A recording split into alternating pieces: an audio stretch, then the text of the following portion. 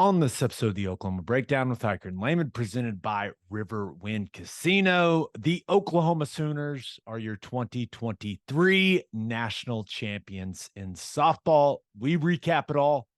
Then we give you the latest updates with OU football, and we give you our winners and losers of the week. Please download and subscribe to the podcast, rate it 5 stars, and write us a good review. Follow the show on Twitter, Instagram, Facebook, and YouTube. Just search the Oklahoma Breakdown on any of those, and you'll find us. All right. Our man Michael Hosty will kick this thing off. It's time for the Oklahoma Breakdown. It's a beautiful Friday, June 9th, and you're listening to the Oklahoma Breakdown with Ikard and Lehman, presented by Riverwind Casino. Riverwind is Oklahoma City's premier casino experience, and there are so many reasons why Riverwind is consistently voted OKC's #1 casino, but it all starts with their amazing variety of gaming thrills and excitement. Riverwind's beautiful award-winning environment plays host to more than 2,800 of the latest electronic games with a huge selection of table games, including blackjack match, roulette, and Teddy's favorite, craps. No matter what your game, Riverwind has it in spades and hearts. And to learn more about their gaming promotions and entertainment options in the month of June, all you got to do is visit riverwind.com. Riverwind Casino, simply the best. Now, we've called an audible. We are recording this late Thursday night, and Ted, the Oklahoma Sooners are your national champions in softball. Let's go, baby. I don't know how they pulled it off. Miraculous. It's crazy though, man. Like, all kidding aside, best coach ever. They got better players than everyone else. They seem to step up in the biggest moments when it's absolutely necessary. Other than that, I don't know how they did it. Yeah, it's crazy, man. Not to get ahead of ourselves here, but everyone else better get better, because let me tell you something. Jordy Bahl is going to be around for 2 more years. She's getting better by the day, it feels like. And the majority of that team is coming back. And we all know that transfer softball players like to go play at Oklahoma right now. So everyone else is going to have to figure something out. So, and I know that they hate that it's in Oklahoma City, and it's going to be there till 2035 at least. So buckle in, folks. I mean, we may be just getting started. Yeah. And went to the game, and I needed them to finish it, right? Into Sooners in 2. I needed it to happen, and they delivered for me. I was never nervous, Ted, even when they fell down 1-0. And by the way, I know the story is Jordy Bahl, right? She was incredible. The entire World Series, but thought Alex Duraco did a good job, right? She did her job. She got that game to a point where she had given her team a chance, right? She had done what she needed to do. She'd racked up some innings, and then the offense came alive, right? And they were able to go to Jordy Bahl. Like, she did her job. I don't want people to lose sight of that. But man, when they needed to make a play, my goodness, did they make a play. That Jada Coleman catch, when you talk about all-time plays in OU history, any sport, that's got to be way up there, man. That Robin, it would have been a 3-run homer, right? I'm not crazy, right? No, 3-run homer. Yeah, absolutely. I mean, that was a massive play in that game. Massive. I mean, that's it. That's an all-time play. When you think about the importance that it ended up having in that game, that's an all-time play in OU history. It was incredible. Unbelievable athleticism, tracking that ball, turning, jumping, knowing where the wall is, having the awareness of everything around you, making the unbelievable catch.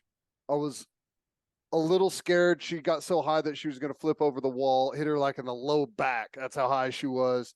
But came down, like, made the great catch, but there was never any like change in focus.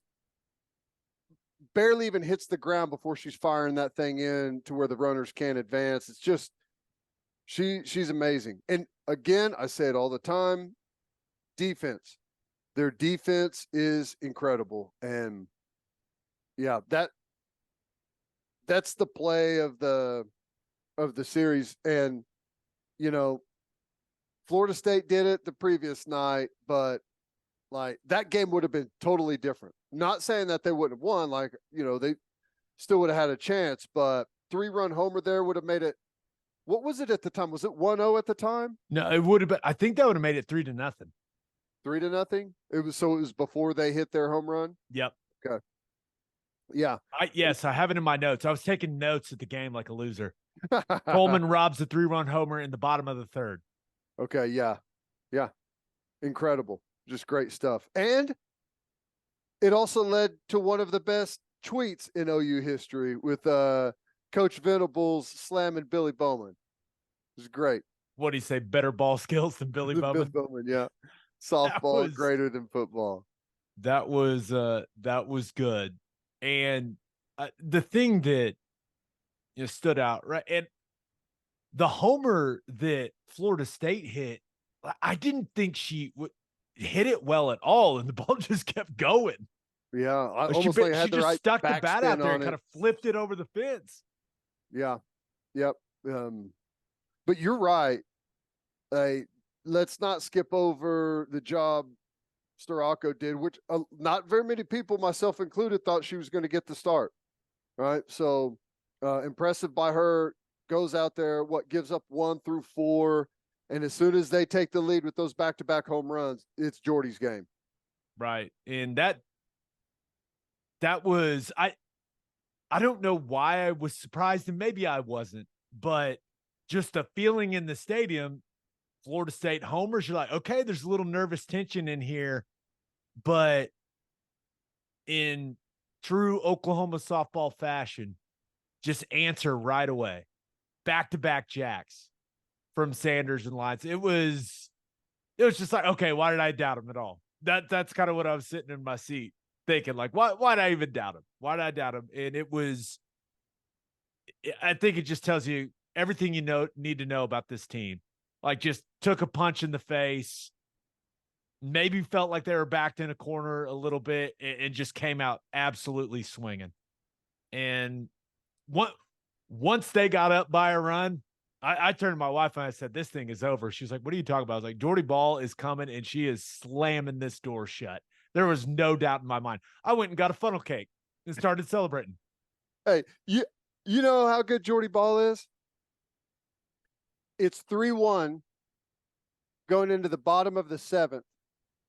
Hadn't thrown a pitch yet for that half of the inning, and Florida State's like crying in the dugout. You're down 2. Let's go. Let's get a spark. Like, they knew it's like, this thing's over. I was sitting next to the Florida State parents. Yeah. And they were, I'm not going to say they were completely lifeless, but those parents have watched a lot of softball. A lot. Mm-hmm. They knew what was what, right? Especially once it got extended. Once the Sooners got the insurance run, I was standing right by Sandercock's parents. And everyone just kind of knew. Everyone knew, hey, they're not getting 2 off Jordy Bahl. There's just, it ain't happening.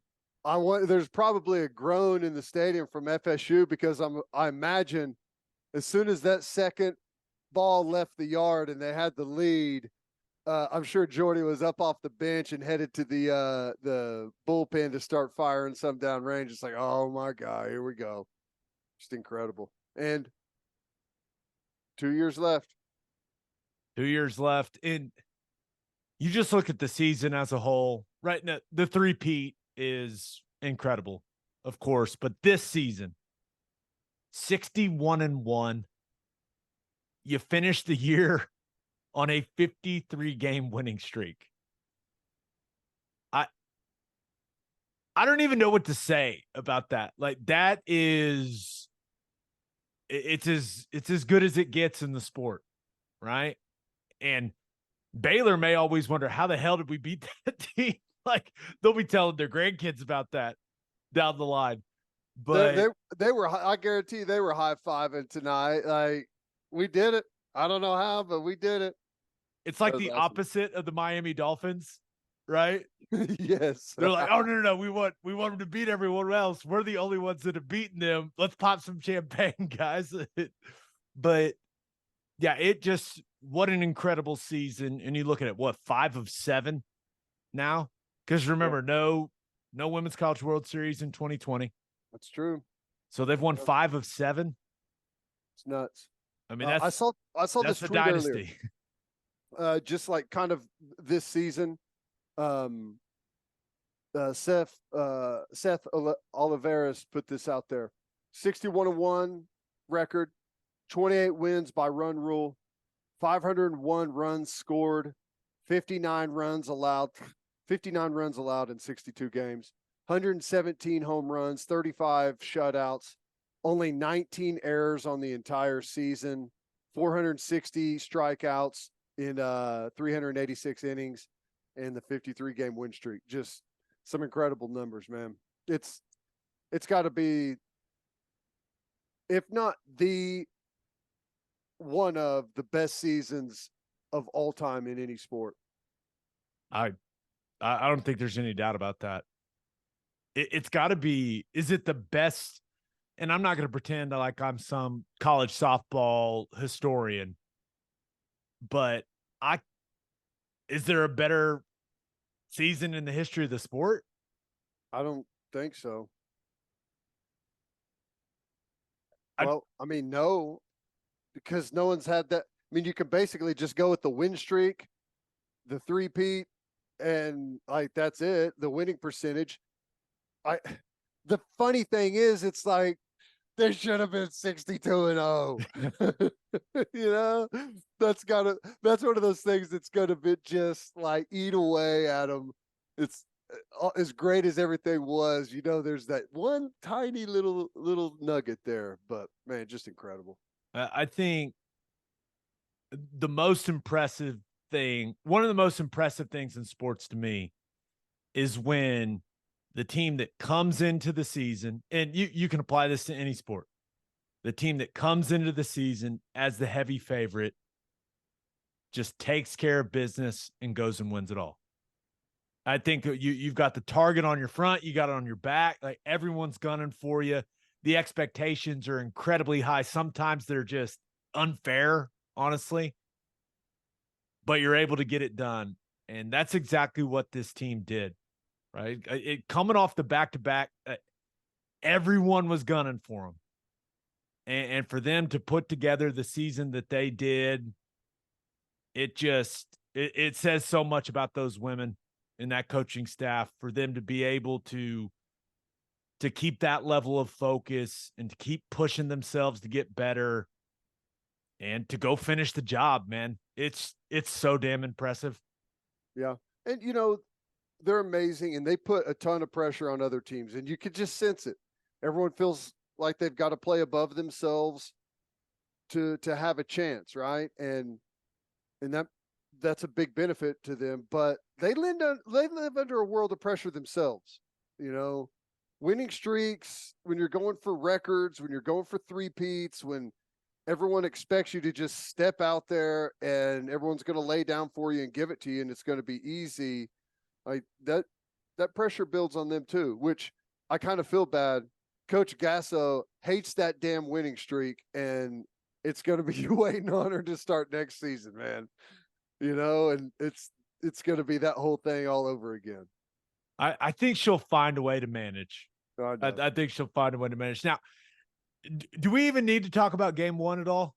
I don't know why they didn't throw Sandercock in game one.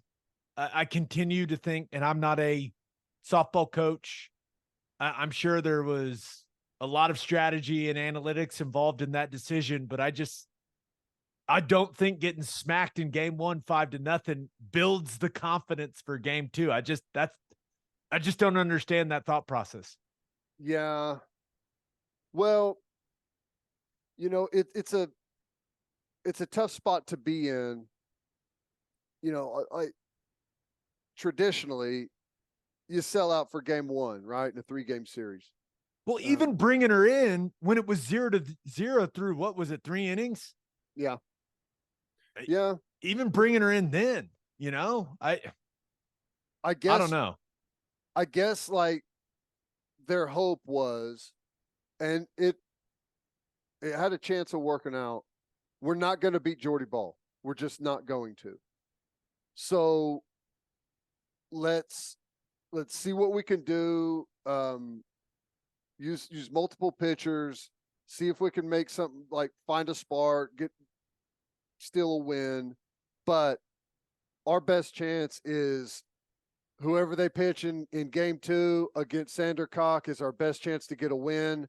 And then we'll roll into game 3. We'll roll the dice. We'll see if something special happens. I mean, I understand it. I don't think that's not what I would have done in that situation, but I guess considering who you're up against, I guess I understand the theory. Maybe they didn't factor in that Kinsey Hansen was going to absolutely rake. Yeah. Oops. I'm sure they did factor that in, though. That's true. Maybe they did, but hey, I just don't understand it. You go back and you think about the approach that Tennessee took, right? Throwing their third arm, and then Florida State not going. I don't know, man. If I'm a competitor, like, let's go best on best. You throw your best. We're going to throw our best. Let's do it. Let's have this out in game 1. But hey, I'm once again not a softball coach. So it's just I feel like teams continue to overthink it when they play Oklahoma a little bit. That's what they make you do. That's what they make you do. And it shows you how Jordy Bahl is so dominant that the theory is to sit your best pitcher against her because you're not going to win. I mean, that's pretty incredible to think about that. In softball, of all sports, where starting pitchers, Sandercock could have thrown all 3 games for him if they asked her to, you know? And, you know, that's not optimal. Against some teams, it would be fine, but against Oklahoma with their offense and, you know, they get that many at-bats against her, it's going to turn into a disaster probably. But, I mean, that's how much they're changing the mindset of their opponent, man. It's crazy. Yeah. That I will say in game 2, when it was bases loaded, no outs, and the Sooners got nothing, I was like, oh no, this could mess up the recording schedule. But once again, no, never in doubt. But anything else, man? A lot of fun. I just want to say thank you to those women. It's just so much fun to watch. I really enjoy going to the games. The stadium is 12 minutes from my house. Found that out the hard way with the weather delay situation in game 1. During weather delay 2, took my son home and put him to bed, Ted, and then went back. So, nice. But that's also one other thing. Like for Jordy Bahl in game 1, and it was an interesting strike zone for game 1. There is no doubt about that. But to have both of those delays, and for her, it just didn't phase her at all, right? 10 strikeouts, complete game. What'd you give up? 2 hits? I mean, she was excellent. Just excellent. I mean, what a stud. Incredible. Yeah, it's the stops and restarts with the weather, the going out and running bases for him. She's the fastest player on the team. Scored a couple of runs, coming in relief in a closer role the following night.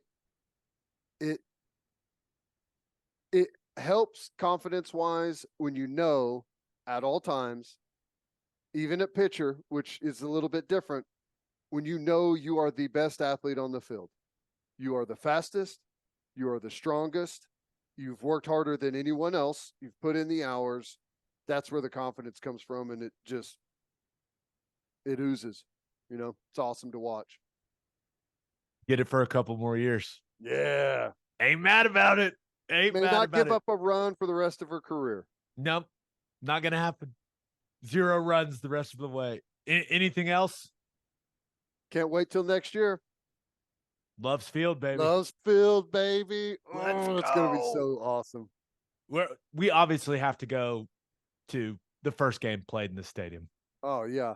There's It's going to no be doubt. so fun. It's going to be fun. It's going to be cold, but it's going to be awesome. I don't know if we've talked about this before, but Patty Gasso, when we got that whole thing signed, sealed, and delivered, she told me, and I will remind her of this. She told me I get free beer at that stadium for life. Yes. Okay. So I'm going to hold her to that. I'm going with you then. Yeah. For sure. Oh yeah. Yeah. Beer's on me, pal. No, No, but it is. Yeah. I hope that everyone enjoys this. Once again, this is not normal. This typically does not happen. OU fans enjoy it, embrace it, celebrate it. That's what I told my son. He was sitting right next to me when they won. I said, son, this doesn't happen that often. Even though with this team, yes, it happens often for now, but just enjoy it while you can. And he was looking at me. He was like, helicopter? He had toys in his hand. I was like, dang it. It's not there yet, but it is. It's true though, man. Special. It looks easy. They make it look easy. It's not. And you're always, the run being over is right around the corner. You just never know where it is, right? And like, that's the one thing, man. And this is just how it works. When you have a dynasty that dominates, it makes everyone else get way better chasing you. And then whenever you have that little dip, it's not as easy just to jump right back on top again, because everyone has to really start, like, whatever they weren't doing before, they're doing now. They're doing more, right? More money, more technology, more time, more discipline, more off season, like whatever it is, they're chasing you and they're not going to stop because people are trying to save their jobs. That's how you elevate the sport. So they're going to be difficult to knock off that hill, but the whole softball world is going to continue to get better and better. It's awesome. So Sooner fans, do your part. Continue to support the program any way you can. Continue to support those women. Because I don't want them to stop winning national titles. I like it a lot. I like going. I like when they win. It's fun. Good stuff.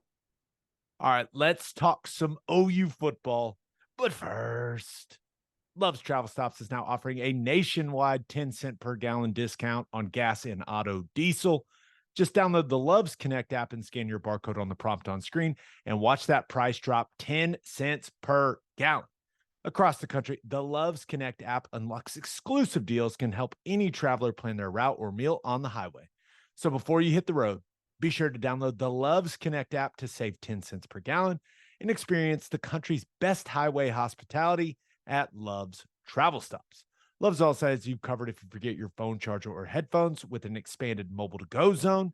And of course, don't forget to grab yourself some of that delicious Java Amore.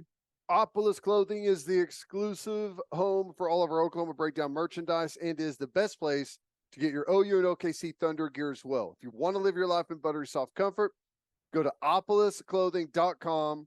That's OPOLIS clothing.com. Use promo code TED, TED, for 10% off your entire order. It's opolisclothing.com.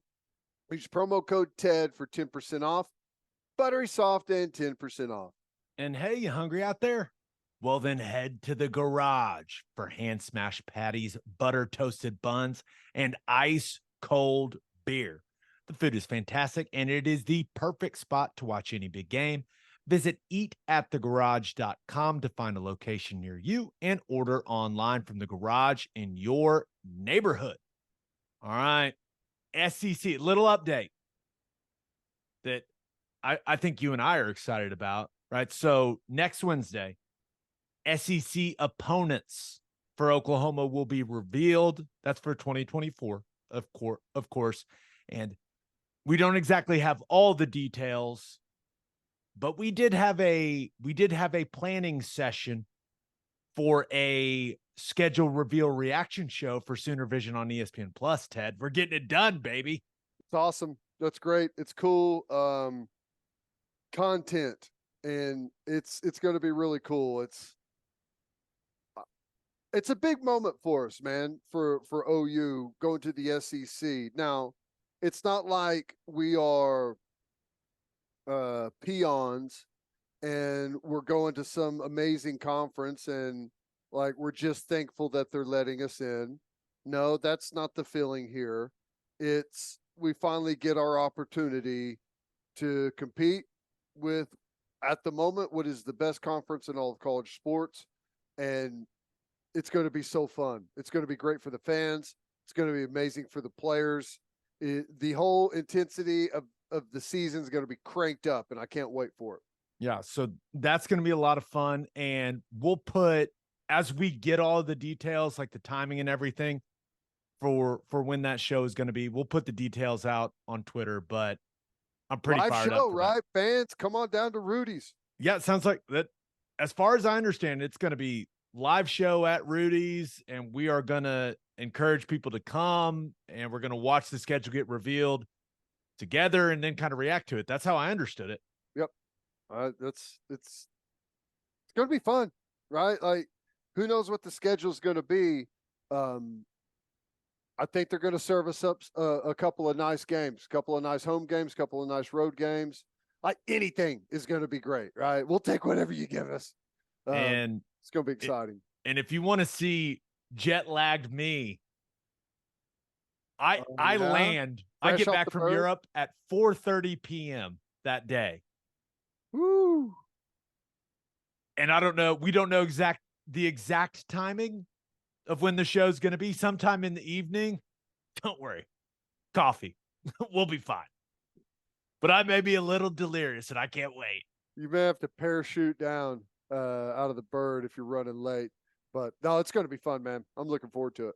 Yeah. All right, let's talk some blue chip ratio, because I always find this very interesting. And if you are not familiar with the blue chip ratio, it's this thing that Bud Elliott, friend of the show, put out. He started doing it about, I want to say, like 10 or 12 years ago. And he put his blue chip ratios out for the 2023 season. And a reminder, the whole premise of the blue chip ratio is that you need to sign more 4- and 5-star players than 2- and 3-star players in your last 4 recruiting classes in order to have a chance at winning a national title. Now, it doesn't guarantee you're going to win a national title, obviously, but it kind of tells you that, hey, you got enough talent to go and do it. So, and Bud, he acknowledges the importance of coaching and development and culture and all of that stuff. But the last 12 national champions have had a blue chip ratio over the 50% threshold. Yeah. So, list this year, 16 teams long, and Oklahoma's one of them. Oklahoma's checking in with a 70% blue chip ratio. Now, Alabama is top of the list with a 90% blue chip ratio, which is the highest in the history of this metric. Ohio State's checking in at 85, Georgia at 77, A&M at 73, Clemson at 72, LSU at 71, Texas and Oklahoma both at 70. And then other schools that are over the 50% threshold are Oregon, Notre Dame, Florida, Miami, Penn State, Michigan, USC, and Auburn. What do you think, Ted? Yeah, well, it's obvious. The better players you recruit, the better chance you have at winning. There is no exact formula. The only thing that I would say is I think there's almost a balance. Like the 70% number, like where Oklahoma is, like maybe you can go a little bit higher, 75, but I feel like there begins to be a bit of a diminishing return on like culture. I think culture in college football is maybe more important than any other sport. Like Alabama has a 90% ratio. They also have an excellent culture. So, like, to me, that's really important. You've seen teams in the past that aren't necessarily prepared culture wise for that type of roster. And it feels like it never works. It eats itself and it leaves the program in shambles. You know what I'm saying? Like, you have a couple years, great recruiting, expectations kick up, problems start to happen around the program. Coach becomes under pressure because of how much people have invested in facilities and everything to get the top recruits, and the whole thing just crumbles. So Alabama, like, just take a look at Georgia. Georgia's had themselves an off season now.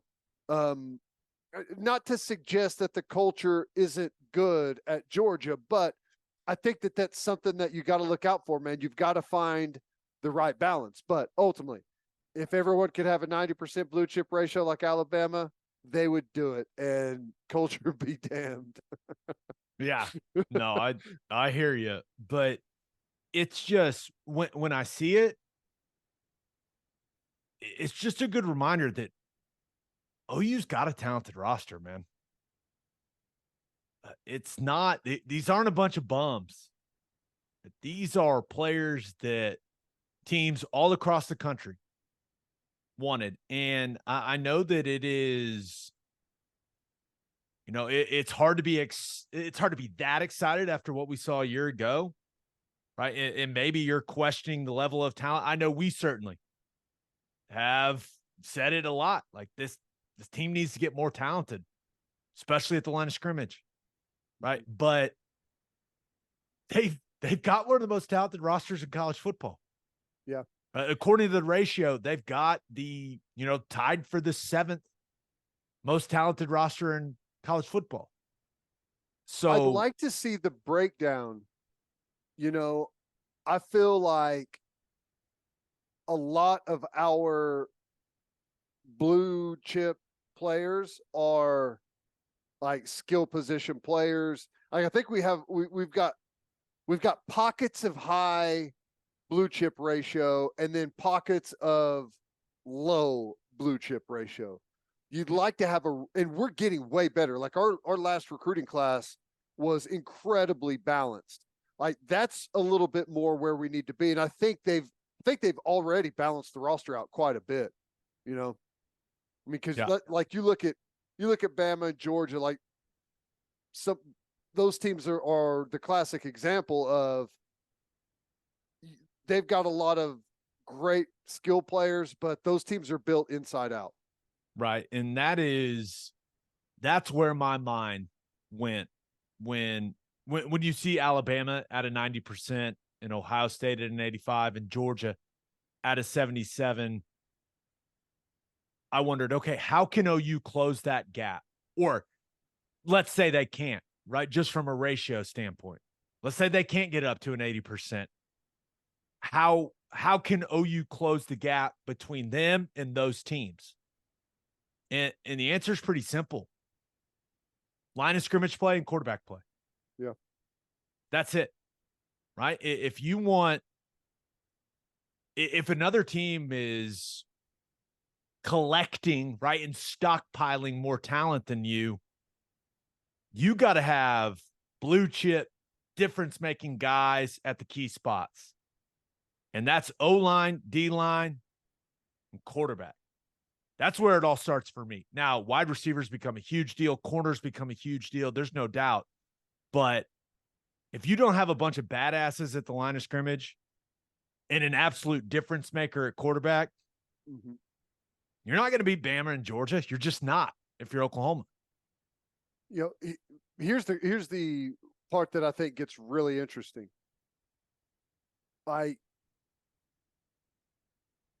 Probably not too long ago, maybe you do have to go back a ways, but you could be maybe 20% below someone in this blue chip ratio and make up for a ton of that with scheme, with coaching, with game plan, with like maneuvering a couple of things around. Like we're going to, maybe a surprise onside kicker. We'll take a couple of risk here and there. And you could chew up a lot of that discrepancy with those type of, with coaching and stuff. But now, like the level of coaching is so high. It's like everyone in college, because you used to have option teams and power football teams, and then you had spread offenses, and then you had a wide range of things that you may see on a week by week basis. And spread teams for the longest time could make up a big gap and give themselves a chance against teams that were more talented. But everyone, essentially, aside from like a couple of like things, everyone runs the same offense now, like same style. And they may feature a run a little bit different, but it's all almost the exact same stuff that everyone's doing. So it's way harder, I think, to dig out wins just by having great coaches. Yeah, and that's the thing when you look at Bama and Ohio State and Georgia, the top 3 teams on this list. They got great coaching staffs. Everyone on this list does. Well, A&M. Yeah, that's true. Well, they're going to have one of the most entertaining coaching staffs. I cannot wait for the Jimbo Fisher, Bobby Petrino dynamic. That is that is the place I'm pointing at right now for the, your blue chip ratio outpacing your culture. Right. And that matters. Yeah. Right? It absolutely matters. And that's where Venables can close the gap. Right? The culture of accountability, the culture of toughness. Right? That's where Jerry Schmidt comes in. And those things absolutely have to happen. Mm-hmm. Because Georgia ain't slowing down. Bama ain't slowing down. And we're about to be in the same league as those guys. Yep. So that's where I looked at this, and it made me think about a lot of things, man. And one of the things, it's the who's who in college football on this thing, right? And that 90%. The teams you're looking at right there have been the same ratio, or they've just switched around over the last 50 years. It's just they just kind of reshuffle the deck. And it made me think about some of the discussions we had when NIL and transfer portal and that all combined, and we all thought, maybe that can result in a little more parity in college football. Big time recruits going other places because they're getting bigger NIL deals. They'll go be a star at maybe a lower Power 5 program. They'll take them. That just is not happening. Nope. It's not. If anything, when you look at this, the gap's just getting wider and wider between these top big time brands in college football that are pumping unbelievable amounts of resources into recruiting, into facilities, into player development, all this stuff. And it seems like even more of the high 4-star and 5-star guys are going those places, not less. The parity, it is not getting spread out across the country. Well, that is not how it looks. Here's what happens. These are the schools throughout history that have won the most games. And you build a bigger fan base whenever you win the most games. And when you have a bigger fan base, you have a more likelihood of raising more money for facilities, for NIL, for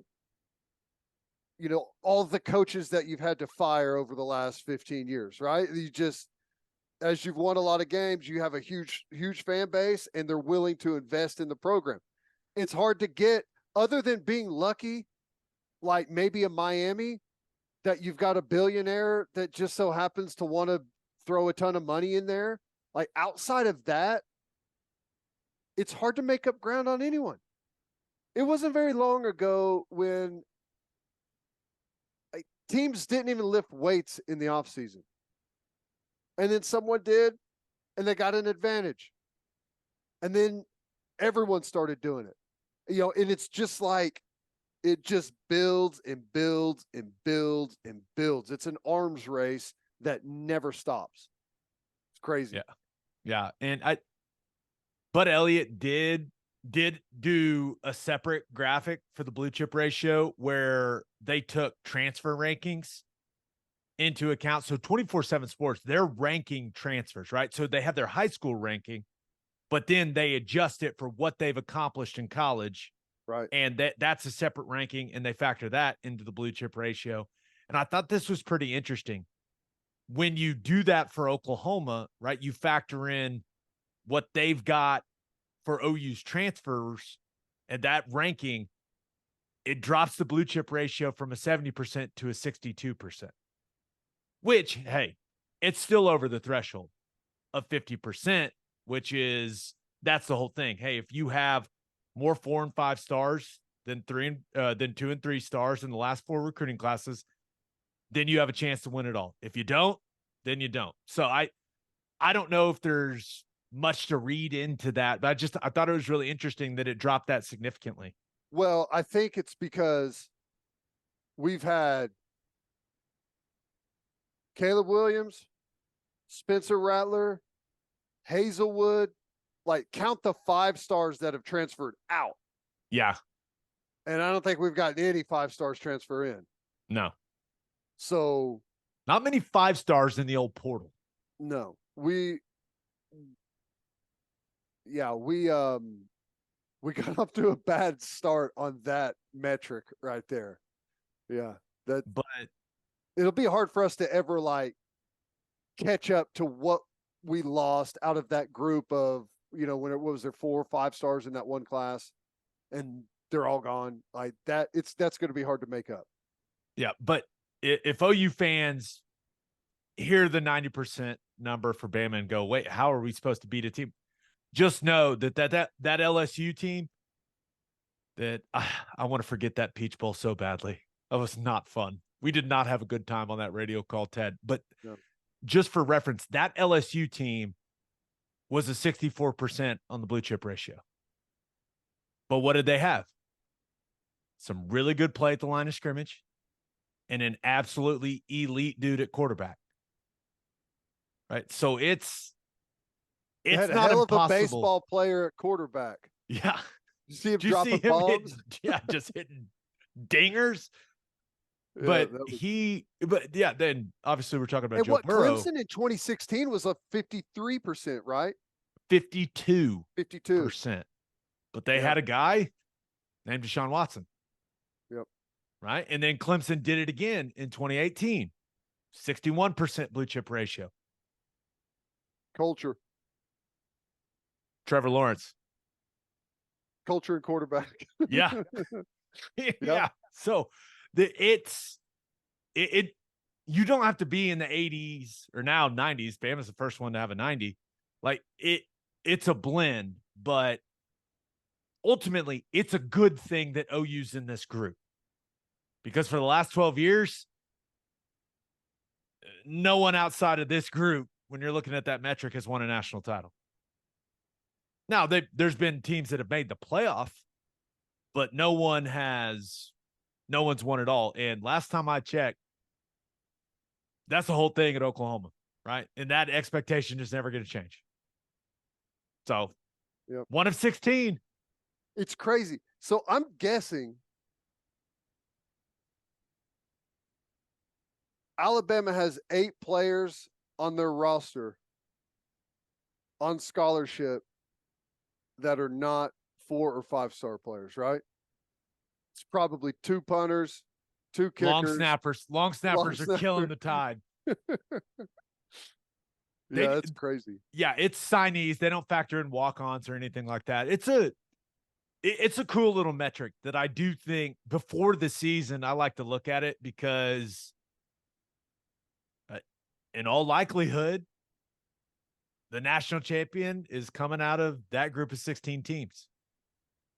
So which is, you could probably say, okay, give me Alabama, Georgia, Ohio State, and maybe throw Michigan in there or somewhat. But I just find it interesting, and I'm glad Oklahoma is in the group. I'd rather be in the group than outside the group. I know that, Ted.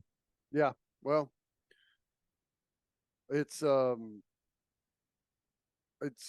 definitely the club you want to be welcome in. And like I said earlier, our 70% has not been very well balanced, but it is getting that way. And where we sit right now is much better than where we've been previously.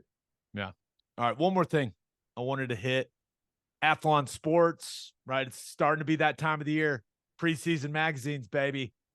They're getting put together. I saw Phil Steele, our buddy Phil Steele, said they just finished their magazine, going to start printing them and sending them out. So the season is close. But in Athlon's preseason magazine, they have a section, right? When they talk about each team, there's a section where opposing coaches get to speak anonymously about that team. And somehow, some way, 24/7 Sports got their hands on what was said about each Big 12 school by an opposing coach. And I wanted to read you the quote about Oklahoma. Okay. Probably the best way to explain last season is that they've got a head coach who hasn't made all the hard decisions yet. They're caught between eras, what they were, and also what was slipping with Lincoln and what they want to be heading into the SEC next year. I'm not sure Brent understood the landscape of recruiting for OU coming from Clemson for so long and being able to win on guys easier. Norman, you have to work there. It's not easy. A little bit to unpack there, Ted, but what do you think of Coach Anonymous's of his comments? I think they are caught between eras, for sure. Right? You had an outgoing head coach whose style, personality, the way he wanted to build a football team is basically a polar opposite from the guy that's there now. And yeah, they're caught between eras, and the makeup of those two football teams is totally different. Like I was just talking about, our ratio was very heavy in skill position and offensive guys for our blue chips. Venables is going to be way more balanced, I believe, with that. So I do believe that, yes, they're caught between eras. But like the last part of it is stupid. I'm not sure Brent understood the landscape of recruiting for OU coming from Clemson for so long and being able to win on guys easier. Norman, you have to work there. It's not easy. He just had like one of the best recruiting classes they've had in a long time, the number 4 overall class. That's where I think that's a strange statement. Well, let's also not forget this. He said he didn't understand the landscape of recruiting for OU. He was there for 13 years. Yeah. Before he came back. You don't think he's got a good grasp of what it takes to recruit to Oklahoma? He was there for forever. That's a weird statement. I mean, and I don't know what last season is, that they got a head coach who hasn't made all the hard decisions yet. I don't know what that's like referring to. They made a bunch of hard decisions. They've turned over an incredible amount of players on that roster. The numbers are staggering. That's making hard decisions. But I guess I don't know really if that's referring to like in-game decisions or personnel. I guess I don't know exactly what that means. And really the hard decisions, if you're talking about like coaching staff and stuff like that, like those typically don't come after your first year, so I don't know, but they're definitely caught between eras, for sure. Yeah. But here's the there is no like there's no they know exactly what they need to be going to the SEC. Like Venables has the vision of what exactly it is that he wants and what they need as they head to the SEC. And that's both as like a roster, a football program, and as like just the things you need in your football program to compete. Like not on the field stuff, like off the field stuff, and like what all that entails, like NIL and facilities, and it's just there's a lot there. So I think they know exactly what direction they want to go, but it's just not as easy as flipping the switch.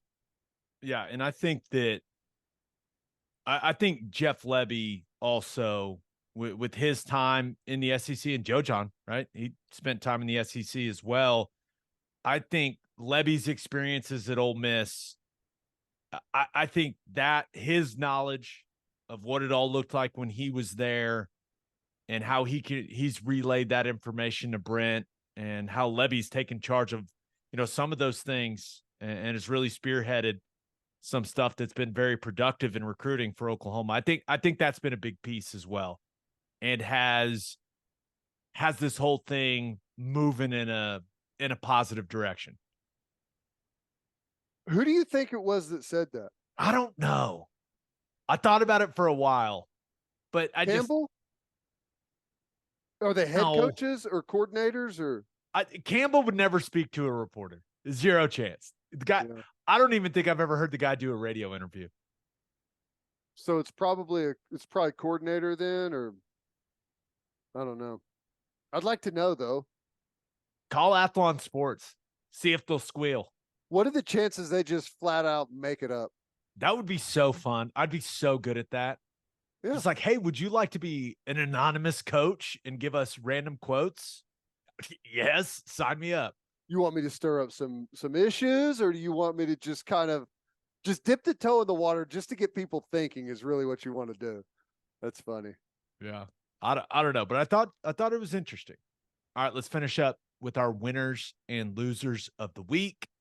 But first, Bishop McGinnis Catholic High School represents a tradition of educational excellence in Oklahoma City. Grounded in a faith-based education, students prepare to meet their potential with an individualized academic path that strives for success. Bishop McGinnis offers a college prep curriculum that includes 22 AP courses, participation in OSS AA athletics, where they've won over 100 state championships, and numerous clubs and organizations for students to join and grow. If you want to provide the best possible educational and spiritual development for your children, contact Bishop McGinnis Catholic High School or visit bmchs.org. Financial aid is available. And attention business owners, you need Insurica in your life. Insurica is one of the country's largest insurance brokers with 30 offices throughout Oklahoma, Texas, and the Southwest. Insurica compares coverage offerings and pricing in order to design a cost-effective, comprehensive program to meet your business's specific needs. Purchasing insurance is only one way to protect your business. Insurica's goal is to help you avoid a loss in the first place. If your business partners with Insurica, you'll save huge amounts of money and take back control of your total cost of risk. I'm an Insurica client, and you should be too. If your business wants to be best in class, connect with Insurica at Insurica.com. That's INSURICA.com. As always, Ted, kick us off. Who do you have as your winner of the week? I had to go a little bit different this time. And I thought I was going to put this I circled this as this is going to be a loser of the week whenever I first heard it. But the more I thought about it, I came around. Big 12 and Brett Yormark with their ideas with what they want to do in Mexico. Now, follow me here. I know that on first thought, a lot of people say, why in the hell would you go play a football game or a basketball game in Mexico? What is the point of that? They are not following along with college football and college basketball in Mexico. But the more I thought about it, especially on the football side, which the first thing that happened was I saw that I think it was like 2 or 3 weeks ago, Mexico had their college football national championship. It was in Monterrey, Mexico. And I saw some clips from the game, and it was a packed house. It was crazy. It was super loud. I didn't get to see what the level of football is, but that doesn't matter. What matters is there is some type of appetite for football in Mexico. And let's be honest, you're not stealing fans from the SEC with the Big 12. You're not stealing fans from the Big 10. Like, fan bases are locked in on their school. The only way to increase market share is to create it. And by going to Mexico, and I don't know, like, television wise, like how rights and stuff like that may work in Mexico, or what their plan really is to monetize it. But I do think that there's something there. I don't know that it's an absolute home run or that they're going to be doing this thing long term, but I think it's at least something to give a try and see if you can find a way to make some money off of it. Yeah, I think it's creative, and I think it's, is it risky? Sure. But I think this is exactly what Brett Yormark was hired to do. He was supposed to be the out-of-the-box guy that has all these kinds of relationships around the world, right? And personally, and maybe it's just because I do Big 12 radio every day, but I think it's going to work. And one of the reasons why I think it's going to work, you're taking Kansas and Houston, and you're going and playing a basketball game in Mexico City. What, in December? That's going to be what, number 1 versus like number 5? Yeah. It's going to be one of the best games in all of college basketball all year long. Big 12 soccer, like they're going to do, what was it, Big 12 Mexico and soccer and stuff. Like, I don't know if they're going to have they're going to have the Big 12 teams in, I believe it was baseball and women's soccer. They're going to be playing Mexican teams. Yeah. Like, which is awesome. Games, right? Yeah. It's really cool. And I think as far as the television distribution, if I understood the press release correctly, leading up to the launch of Big 12 Mexico, throughout this year, Fox Sports and ESPN are going to use like their Spanish speaking channels, like ESPN Deportes, and I think it's called Fox Deportes as well. They're going to push Big 12 stuff out on those channels to start building the bond. Like, it's really interesting. And then you start drilling down into the fact that Endeavor, which is a massive events and talent company, right? Endeavor that did the WWE and the UFC merger, that Endeavor, they're helping them do all of this and put it all together. Yeah. And I got a feeling that Brett Yormark knows the people over at Endeavor. Just a feeling. Well, that's the thing. I mean, you've got to think about it. It's the only low-hanging fruit that there is. Because like I said, you're not going to all of a sudden start out recruiting the SEC and beating them on the football field consistently. You may have a team that makes a run every now and then. We've seen that. We saw TCU do it a year ago. But you're not going to out recruit those teams. You're not going to raise more money. You're not going to beat them in NIL. So your TV deal is always going to be well below what theirs is. And if you want to create more revenue for your member institutions, you have to go somewhere else to find some money. And they're picking up the low-hanging fruit. It's not, I don't think it's going to create a massive amount of revenue, at least not early, but it's going to create something. And who knows if something catches on and you create a little bit of a spark there and you actually can turn it into some real money that makes a difference. I think it's an easy way to explore some serious opportunity. Yeah. And they're partnering with a Mexico City based marketing agency to help them with all that. Right. Those people are going to know what sells, right? In Mexico City. It's kind of like the equivalent of, I don't know how much Mexico follows hoops or football. I know they follow soccer, so it's almost like you flip it. And I know they've done some of these where like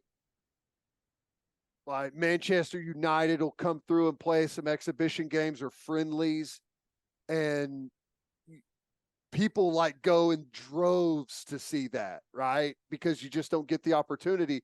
There's people that follow those things and you just don't get the opportunity to see it in person. So like, I don't know that there's like some, under the radar hunger there for college hoops or college football, but like, I'm sure there's some type of appetite there, and you may find something.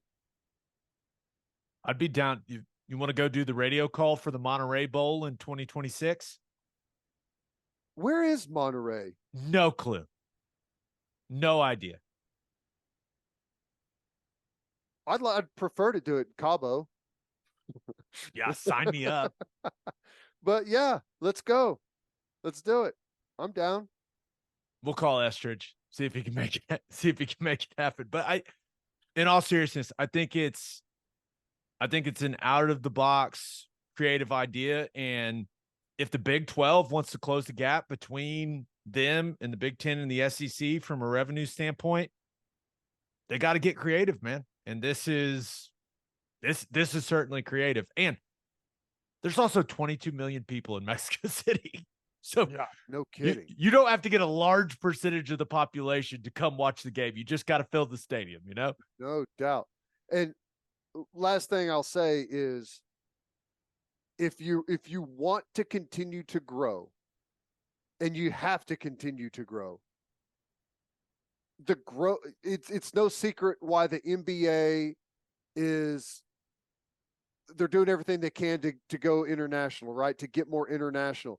The NFL, there's a reason the NFL continues to play more and more games in Europe.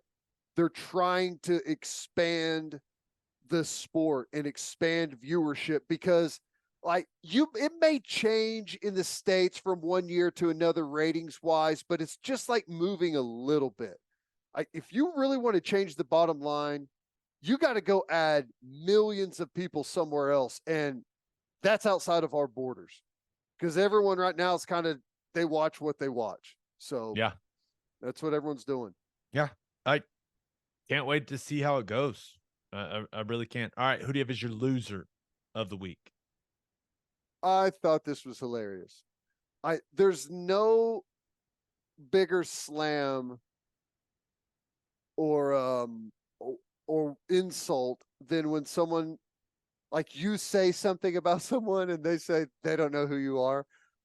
And Deion Sanders said that about Pat Narduzzi. He did this like Q&A with 247 Sports, and they said, what do you say to people like Pat Narduzzi who have been critical of your roster overhaul?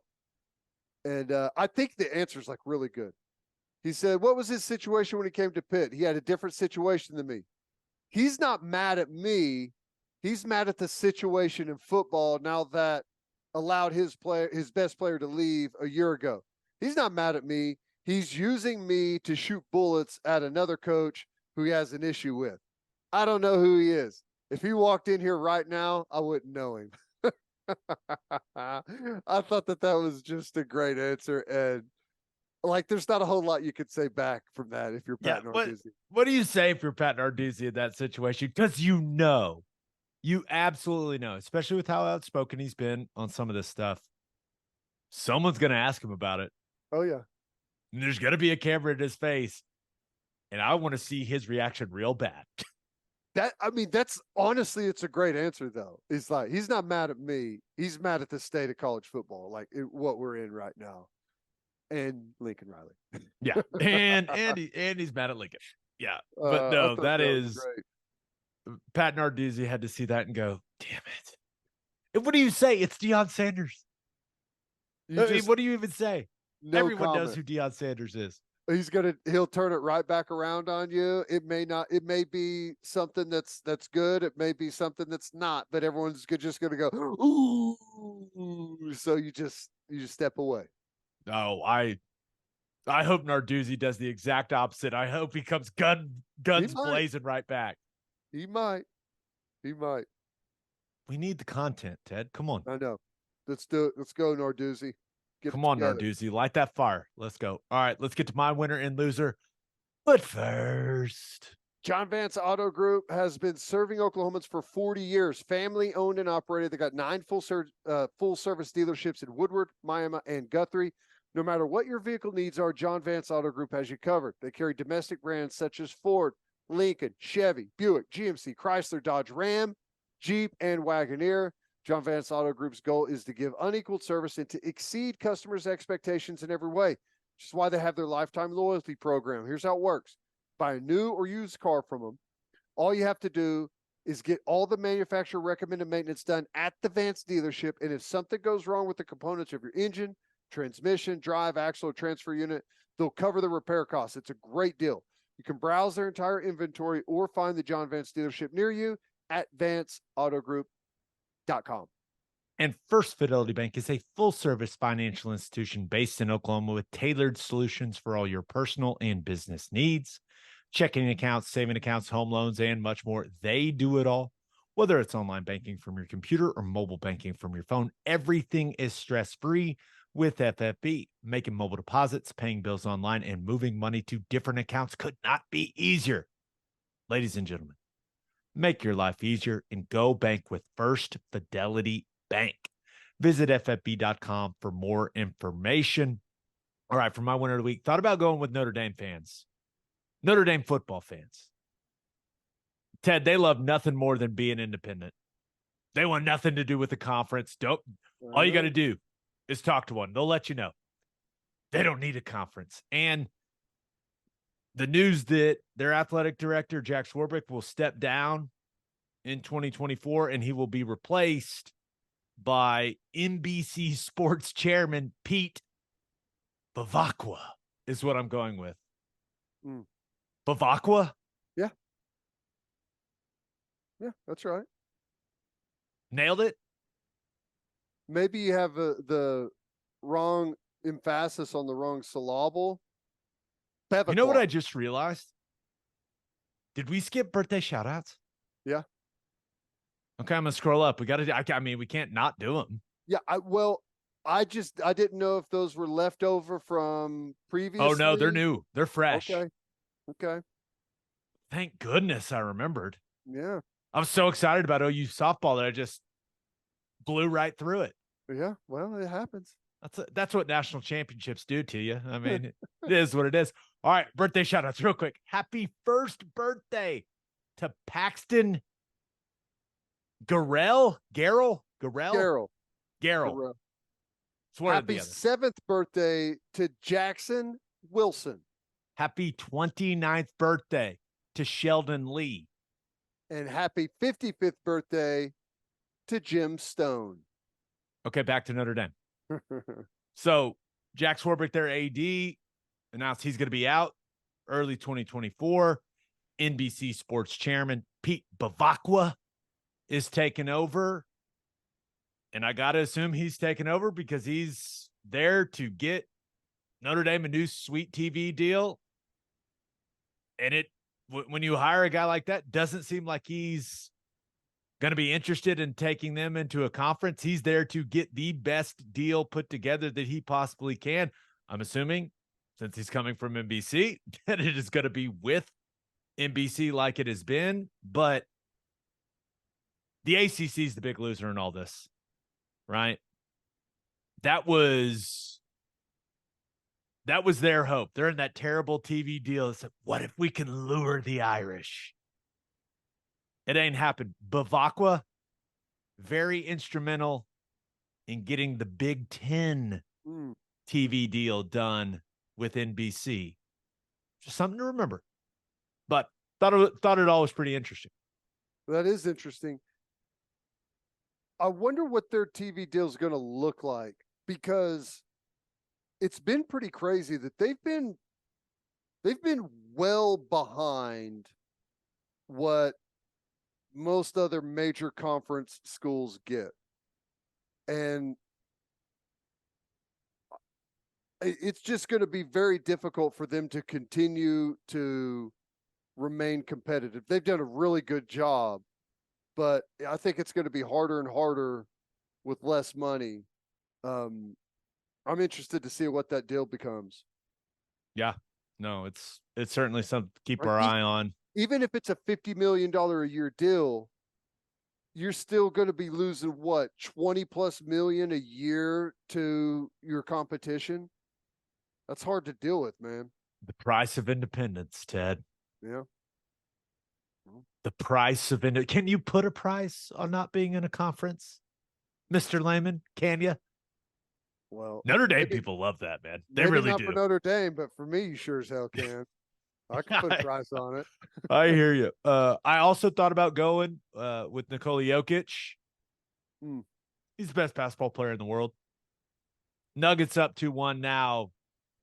Technically, when this comes out, it'll be Friday. So game 4 is tonight.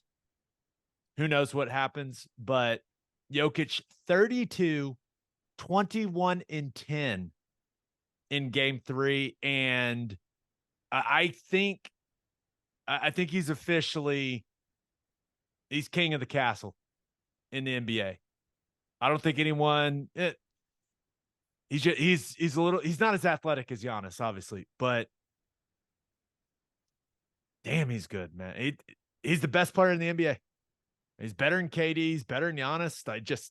When you're putting up numbers like that in the finals, when that was the one box you had left to check off, he is the best player in the league.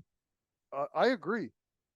Is this the first time in history the best player in the league has been an international player? I don't. Yes. Was the only other guy I could think of was Dirk, and I mean he was right. That's there, true. But I don't know that he was necessarily the best in the world during his era. Their championship year, when he carried the Mavs to the championship, that was incredible. That was incredible. Yeah. Right. That's one of the all-time performances, all-time playoff runs we've ever seen in the NBA. Now, Steve Nash was a 2-time MVP. Remember, he's Canadian, so technically international. I don't think anyone thought Steve Nash was the best player in the league then. But I don't think anyone thought that. Now, he won MVP, and you can never take it from him. But Kobe was playing, Like, yeah. I don't think if anyone would say, no, give me Nash. I don't want Kobe. Come on. Well, I know there's never been an international player who's been the best player in the NBA while also looking like he's going to pass out from exhaustion as he runs up and down the court. But somehow also never getting tired. He looks exhausted constantly, but he's never tired. I know. How's that possible? It looks like he's always about to either fall over from exhaustion or fall over from stumbling on himself.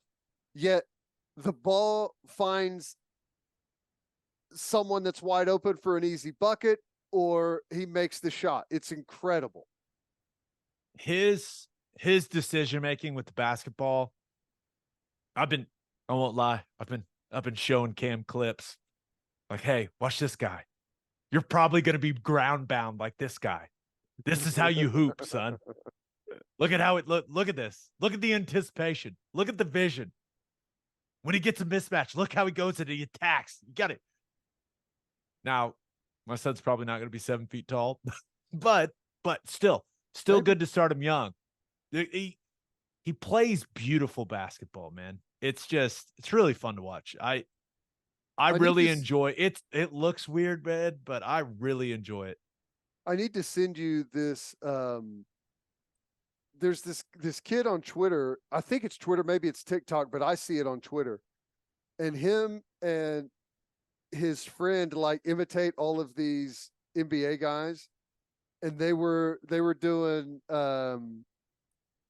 him and why am I drawing a blank? The other guy on Denver's team, Jamal Murray.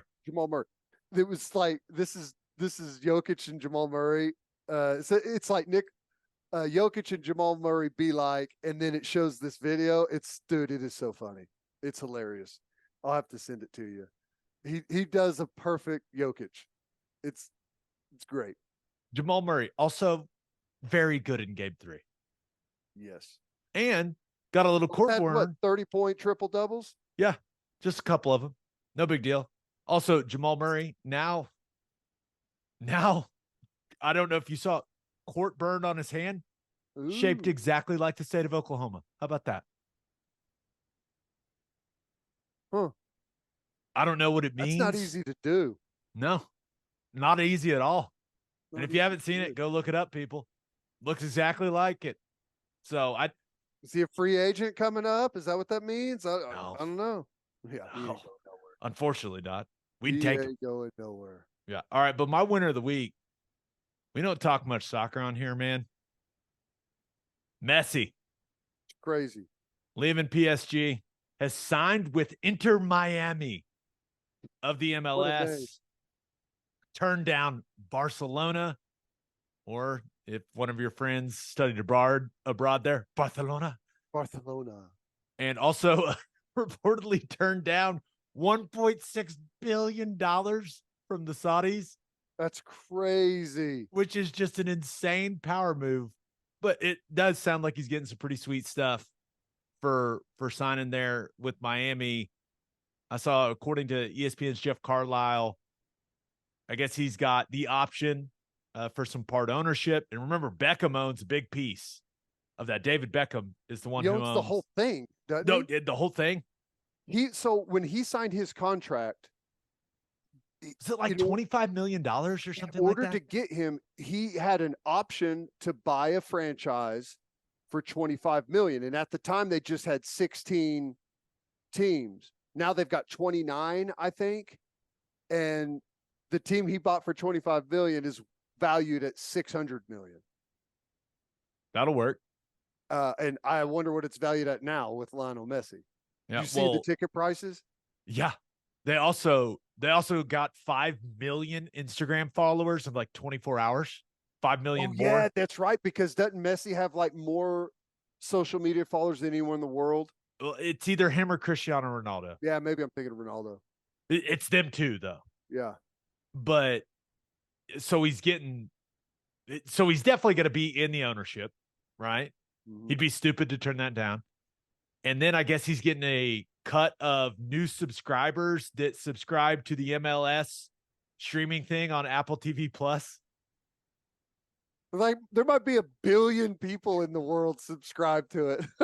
So I don't know what the cut looks like, but it's an interesting deal.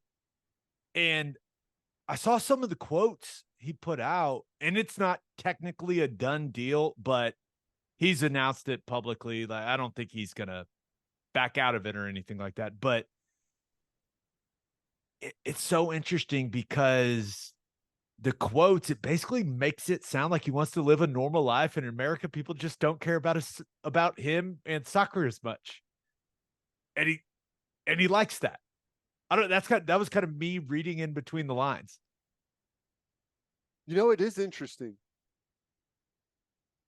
He is, if not one of the most famous people in the history of the world of all time. Think that's fair. And he could probably walk into the Walmart neighborhood market in Norman and no one in there would know who the hell he is. Maybe one or two people. Yeah, I think very few people. Like, he could walk around an OU football game and all he'd have to do, if he put a hat on or something, game over. He's not a big guy either. No. Now, maybe the tattoos would give it away, but let me ask you this, though. I think he can just live a little bit more of a normal life here. Well, he says that, but he went to Miami. Yeah, whatever normal is for one of the most famous people on planet Earth. Yeah, I know somebody who's buying a ranch in Montana, Mr. Messi. Um, honestly, though, like, here's what I don't know because I don't follow it. He's 35. I know he just won the World Cup. Where's his skill level at right now? Better than anyone in the MLS, probably. Yeah, No offense to those guys. It's not like when Beckham came, he was pretty washed at the time, right? Yeah, I don't think now he's not at the peak of his powers, but I don't think that he's washed because PSG, they won their league. Now, it didn't go well for him in the Champions League, but they won their league. Now he's got Neymar and Mbappe on his team. That also helps. Yeah, But I'd say so. But it is, I mean, I think he's still got it a little bit. He's not 27 You're anymore. telling me that Messi, Mbappe, and Neymar are all on the same team? Correct. Okay, I didn't know that. Shows what I know. And he didn't go back to Barcelona. They've had some financial issues there. Well, I think it's an awesome move for him, and I don't know. I was about to say maybe a bit lower pressure way to end out his career. Like, I don't know how he approaches that, and I don't know. I think it's fascinating though. Like, that's a damn coup for MLS. Can you imagine how happy the other MLS owners are? Oh my God. It's the best day of those guys' lives. It's like, yeah, we gave David Beckham a $600 million franchise for $25 million, but that's nothing compared to what the possibilities are with. Now, they better capitalize on it though. Like, he's like, how long is he going to play? Right. People aren't going to stream MLS forever if they don't. And I think they've continued to get better and better. So, no, I think it's awesome. Yeah. More of those MLS guys are starting to get, for lack of a better term, purchased by some of the European clubs. So it does seem like MLS has gained steam, and the depth of the talent's getting better. So, dude, I know this. I'm probably going to watch some MLS. It's too interesting. It's too interesting not to watch him. Yeah. We're all going to want to see what it looks like. I know I am.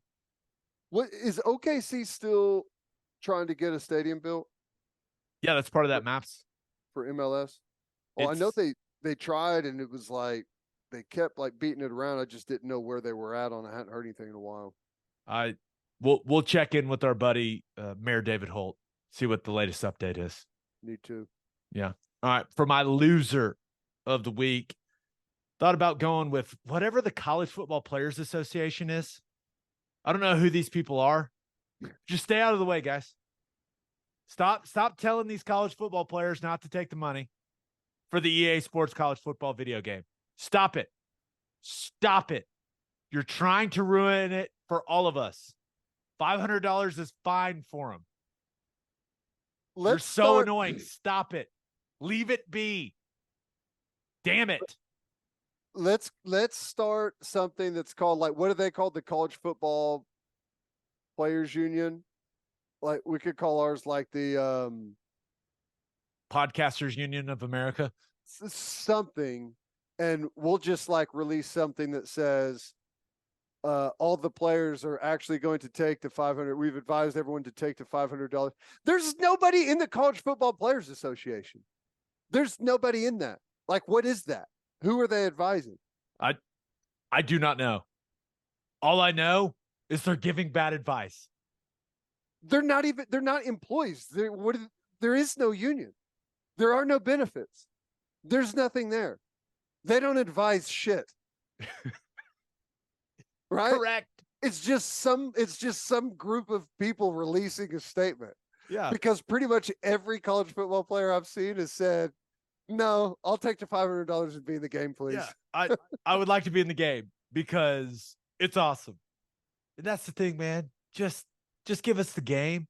That's all the guys want. Give them a free copy of the game. Give them their $500, and let's get the best game on planet Earth back. That's it. Get out of the way. What are you called again? College Football Players Association. Get out of the way. Stop it. Stop poisoning these young men's minds with these ridiculous ideas. Here's the two options. This option over here, you get $500. You're in a game. You'll have like skills and all of that crap.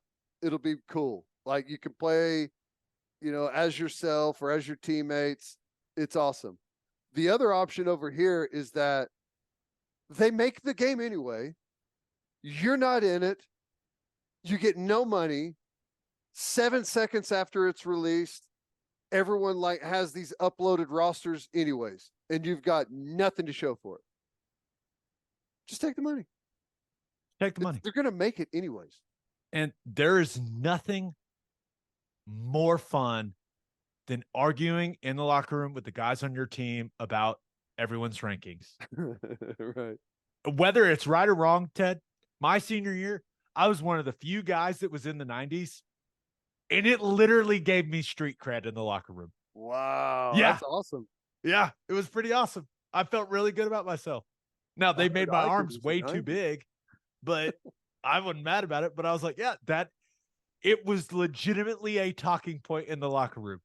Don't rob these kids of that. It's so fun. That's great. Yeah. Let's not be stupid. Don't take away from I don't know how many college football players are. There's a ton of them. Don't take away from all of those guys because a small handful of the stars at the top think they need more than $500. Yeah. Don't be silly. Come on. That's all right. What you're going to love about a union is you all get to make the same type of deals. Correct. Just let them opt in or opt out. And Caleb Williams should just say, I'm opting in, but you got to put me on the cover. And they'll probably go, okay, sounds good. Yeah. Yeah. Do it that way. All right. My loser of the week. Follow me on this, Ted. The SEC. Because I poke fun at the Big Ten quite a bit. Yeah. Right? They think they're better than everyone else. They think they're so much smarter than everyone else. Remember, let's not forget they tried to cancel football in 2020. Never forget. But I kind of think they crushed it with the schedule. Now, calling it the Flex Protected Plus model, I don't know if that's a joke title or a real thing. I keep seeing it, though. Oh, that's my identity protection plan that I just bought. The Flex Protected Plus. Yeah. Yeah, you can get that from our friends over at Insurica. But I mean, it just sounds ridiculous. So stupid. It sounds ridiculous. I don't know how some of this stuff makes it out of these committees or these groups. Flex Protected Plus. I don't know if that's the real name, but I've seen it everywhere. It's definitely a thing. But the bottom line is the SEC came out and said, hey, we're staying with 8. And the Big Ten came out and said, we're doing 9. We're going divisionless. And they gave us the home and away. And so you eliminate divisions, which, man, it felt like the Big Ten East was really the stronger division in that. And now that's not the case. Will we get Ohio State and Michigan back-to-back some years? Absolutely. I'm sure we will. But I love it. 9 conference games. They said every Big Ten team will play every other Big Ten team twice, home and away, in a 4-year span. It's exactly how it should be. Exactly how it should be. It's not that hard, SEC. Big Ten was able to do it. Even though they gave it a goofy-ass name, they were able to do it.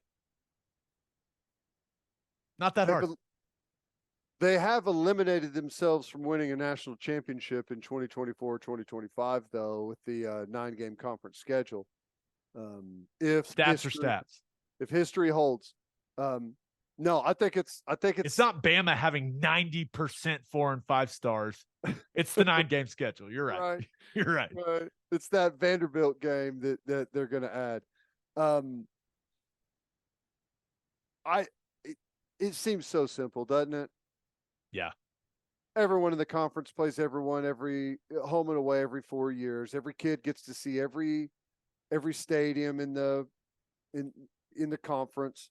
Very easy, long as you mix it up right. Now, I did think it's funny, which stuff like this is why I hate the suits, man. I hate the suits. If you're playing 9 conference games, you're going to have 5 home one year, 4 road, or 5 road and 4 home. Wouldn't you know that Ohio State, Michigan, and Penn State all have 5 home games to start things off in 2024? It's just so predictable. It's like they never and I get it. It's money. Everyone wants to serve up their best teams, right? But I hate schedule manipulation with a passion. They're trying their best. I do think the way that they're treating UCLA and USC, like every Big Ten team will play in LA in 2024 or 2025. Mm-hmm. I think that's smart, right? I think that was USC UCLA a protected game? Yeah. And that was the whole thing. Don't worry. They put their Big Ten touch on this thing, right? What, protected 11 games. I think it was 10 out of the 16 teams had 1 or fewer like protected games, while Iowa's got 3. It's just they made it entirely too complicated. But at the end of the day, they're giving college football fans what we want. We want to see these teams play each other on a more consistent basis. That's what we want. And we want to see the best teams playing for a conference title, and ultimately the best teams going to a college football playoff when it expands. That's it. And that's what, even though they gave it a really goofy name and made it very complicated for us to follow with what games are protected and what's not, but they accomplished what I believe college football fans want. Yeah. It's the timing of it's great too, right? Like right after the SEC has this what show about voting who's going to vote for an 8 game versus a 9 game, and then you get this stupid like clip of Billy Lucci at Texas A&M talking about how A&M's, it's like a line in the sand. They're going to play that first Texas game in College Station, like arguing over the stupidest things ever. Like no one cares about that crap at all. Just play 9 games, right? We'll protect the rivalries, like whatever we got to do. It's just like, you want to see me slam my face into a desk, put me in a room with all these idiots, like arguing and negotiating, trying to like put themselves forward in scheduling. It'd be horrible. I will say this. I'm very excited for OU to make the move to the SEC, right? It's the best conference in college football. I don't think anyone's going to debate you on that. But the Big Ten's going to play more conference games. Right. And they're going to make more TV money. More good games. Yeah. And more revenue. Yeah. But the SEC is the best conference in college football.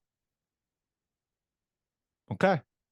Depends how you just saying. Just saying. No, the SEC's got the best players. I mean, just the NFL draft numbers tell that story. But I do find it interesting. That cannot sit well with Greg Sankey. Right? The Big Ten's getting more money than you, and now they're getting all this praise for. He tried. He told everyone. I mean, that's what he was trying to do. Yeah. He won in 9, but he wasn't able to get it done. And old Tony Petiti got it done. Nice. Been on the job for like 3 days. Just saying. Impressive. Outmaneuvered, SEC. Outmaneuvered. Yeah. The last thing I'll say about this. You think when Lincoln took that job, he thought, yeah, road games at Rutgers and Maryland, that sounds awesome. I still want to know if he knew that this was coming. He had to have, right? No. You're right. No. I mean, does he take the job if he would have known? Someone should ask. I pop out of nowhere at a USC news conference. Question in the back. Well, he didn't know about the SEC move, and he said he did. And I don't like the way it came out. It sounded like with the move to the Big Ten with USC, like it sounded like it was kind of the same type of thing. Like, I don't know. Maybe they may have told him that we're like, maybe there's a chance. I don't know. Maybe he did know. I don't know. It didn't seem like it. All I know is whoever they hire, remember that athletic director, he's out. That sounded like he was a little creepy. Whoever they hire, number one job is to keep Lincoln Riley happy. Keep him from taking that Chargers job. Yeah. That's the number one job. Because I can't imagine he's thrilled. They got to fly all the way to New Jersey, man. Oh, brutal. It's brutal. It's a long trip. Whew. Yeah. And on that note, episode 326 in the books. All right. As far as our next episode, I'm going off the grid. See you, nerds. Yeah. But we will do, plan will be once we do the schedule reveal show on Sooner Vision for ESPN Plus, we will go home and then record a podcast. Does that sound like a plan?